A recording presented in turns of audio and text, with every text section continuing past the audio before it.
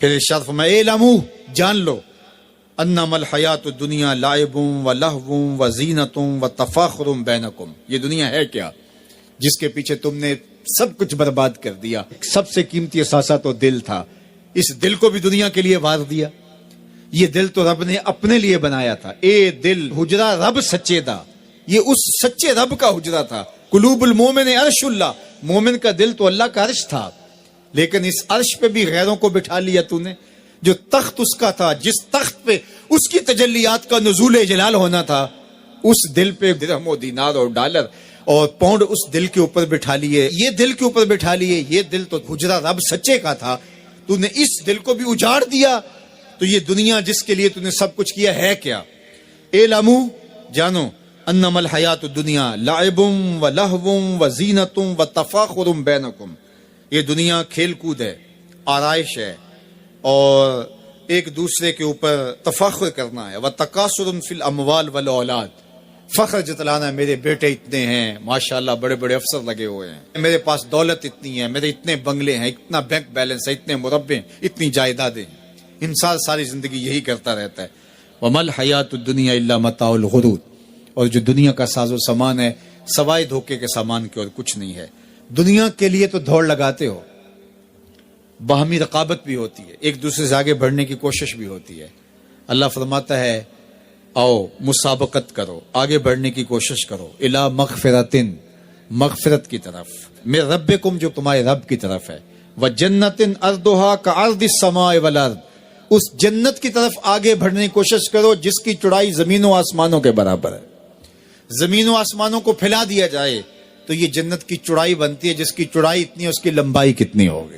تو فرمایا اس دنیا کے لیے تو بھاگتے ہو جو ختم ہو جانے والی ہے، آؤ بھاگو اس جنت کی طرف جس کی چوڑائی زمین و آسمان کے برابر ہے۔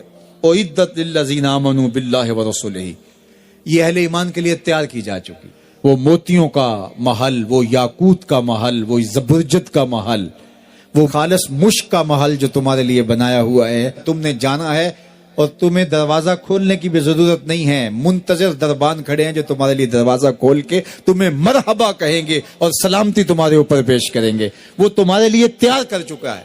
اصل تو زندگی وہ زندگی ہے، لیکن تم کس دنیا کے پیچھے بھاگ رہے ہو؟ اللہ فرماتا وہ وقت کب آئے گا جب قرآن تمہاری زندگی میں اتر آئے گا؟ وہ وقت کب آئے گا جب اللہ کا ذکر تمہاری زندگی میں اتر آئے گا؟ زندگی تو جا رہی ہے، جوانی آئی، بڑھاپا آیا، لیل و نہار نے وقت بدلے، چرخ نے اپنے تیور تبدیل کیے، حکومتیں تبدیل ہوئی، زمانے تبدیل ہوئے، تو جہاں کھڑا تھا وہیں کھڑا رہا۔ 40 سال عمر عزیزت گزشت، مزاج تو از حال طفلی نہ گشت۔ سادی کہتے ہیں 40 سال عمر گئے لیکن تیرا بچپنا نہیں گیا، اور رومی کہتے ہیں داڑھی تیرے بعد آئی اور سفید ہو گئی اور تو کالے کا کالا ہی رہا۔ تیرے اندر نور نہیں آیا، تیرے اندر روشنی نہیں آئی، یہ تیرے بعد آئی اور پھر سفید بھی ہو گئی، لیکن تو ابھی تک کالے کا کالا ہے۔ رب کہتا ہے وہ وقت کب آئے گا تمہارے سینے میں قرآن اترے؟ وہ وقت کب آئے گا ذکر سے تمہارے دل میں ارتعاش پیدا ہو؟ جب تم رب کا نام لو تمہاری آنکھیں آنسوں کا خراج دینے لگے۔ وہ وقت کب آئے گا جو ہی قرآن کھلے چھم چھم تمہاری آنکھیں برسنے لگے؟ الم یعنی للذین آمنوا، وہ وقت کب آئے گا اہل ایمان کے لیے؟ ان تخشع قلوبہم لذکر اللہ وما نزل من الحق۔ اللہ اکبر، اللہ ہمیں وہ آج دن نصیب کر دے کہ قرآن سے یوں جڑ جائیں کہ قرآن کو پڑھیں، قرآن کے حرفوں سے نور پھوٹتا ہوا، درد پھوٹتا ہوا ہماری روحوں میں اترنے لگے، ہمارے قلوب میں اترنے لگے، اور ہماری آنکھیں آنسوں کا خراج دینے لگے۔ اب میں اور آپ دیکھیں ہماری زندگی قرآن کے ساتھ، اللہ کے ذکر کے ساتھ، اس کی یاد کے ساتھ کہاں تک جڑی ہوئی ہے۔ ہماری زندگی میں کہے کتنے ہیں، تفکرات کتنے ہیں، ہماری زندگی میں ٹھٹھے اور مذاق کتنے ہیں، اور عبرت حاصل کرنے کے مواقع ہماری زندگی کے اندر کتنے ہیں۔ اللہ کی بارگاہ میں یہ مانگنا چاہیے، چونکہ دلوں کے اندر حرص، ہوس، خواہشات بہت کچھ جنم لیتی، اور انسان ان خواہشات کو پورا کرنے کے لیے پھر دیوانہ ہو جاتا ہے، اور وہی دیوانگی اس کو حلال اور حرام کی تمیز ختم کر دیتی ہے۔ جب کسی چیز کو حاصل کرنے کا جنون پیدا ہوتا ہے تو پھر جنون اندھا ہوتا ہے، پھر وہ سوچتا ہے کہ یہ چیز میں نے ہر صورت حاصل کرنی ہے، تو اس کو حاصل کرنے کے لیے پھر وہ قدروں کو پامال کر دیتا ہے، حقوق کو پامال کر دیتا ہے، شرم و حیا اتار دیتا ہے، حتیٰ کہ وہ اللہ کے بتائے ہوئے اصول اور ضوابط اور طریقے ان کو بھی پامال کر دیتا ہے. کسی کا خون نچوڑنا پڑے، کسی کا حق غصب کرنا پڑے، کسی کا مال لوٹنا پڑے، وہ اپنے ہدف تک ہر صورت پہنچنا چاہتا ہے کہ یہ میرا ہدف ہے، میرے پاس اتنی جائیداد ہونی چاہیے، مجھے یہ حاصل کرنا ہے اور ہر صورت حاصل کرنا ہے. تو اگر یہ ہرس ہی مٹ جائے، یہ ہوس ہی کم ہو جائے، تو پھر انسان کی زندگی سوکھی ہو جائے گی. وہ جہاں ہوگا وہاں مطمئن ہوگا. تو اللہ کی بارگاہ میں یہ دعا مانگنی چاہیے کہ مالک میری آرزویں کم ہو جائیں اور میری ایسی آرزو میرے سینے میں پنپنے نہ پائے جس آرزو سے تو نے منع کیا ہوا ہے. آرزویں بڑھتی رہتی ہیں، ایک آرزو پوری ہوتی ہے تو اس کے ساتھ دوسری آرزو کھڑی ہوتی ہے، وہ پوری ہوتی ہے تو تیسری آرزو کھڑی ہوتی ہے، وہ پوری ہوتی ہے تو چوتھی آرزو کھڑی ہوتی ہے. تو بندہ سفر کرتا ہے، یہ پوری کر لوں، یہ پوری کر لوں، یہ پوری کر لوں، لیکن آگے پھر آرزویں کھڑی ہوتی ہیں.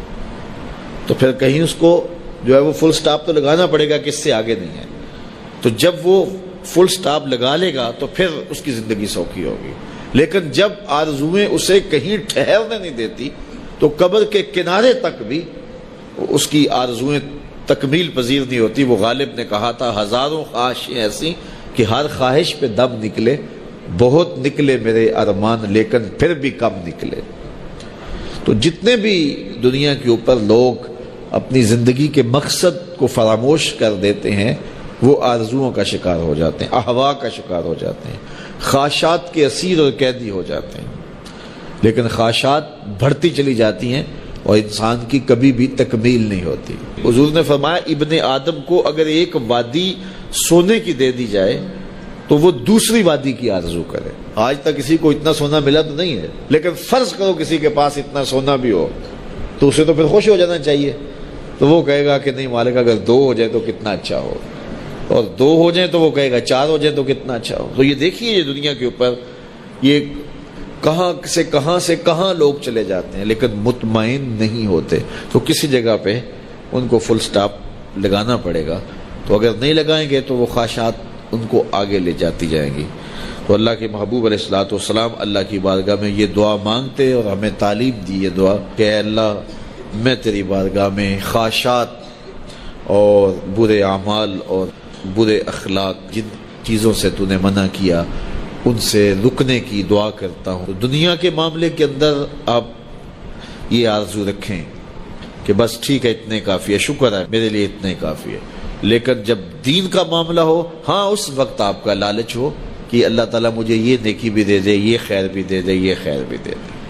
5 نمازیں پڑھتا ہوں اللہ مجھے تہجد بھی دے دے. پھر کہا مالک تو مجھے 7 روزے رکھنے کی توفیق بھی دے دے، صدقے کی توفیق بھی دے دے. تو پھر آرزو بڑھتی رہے صدقے کی، خیرات کی، نیک اعمال کی. لیکن یہاں ہم جب اعمال خیر کی بات آتی ہے تو اس وقت ہمارا رویہ یہ ہوتا ہے کہ اگر فلاں بخشا گیا تو ہم بھی بخشے جائیں گے، فلاں تو نماز بھی نہیں پڑھتا میں تو پھر 5 پڑھتا ہوں. اور جب دنیا کا معاملہ آتا ہے تو پھر ہم اپنے جو ہے وہ آگے دیکھتے ہیں کہ فلاں کہاں پہنچ گیا، ہم کتنے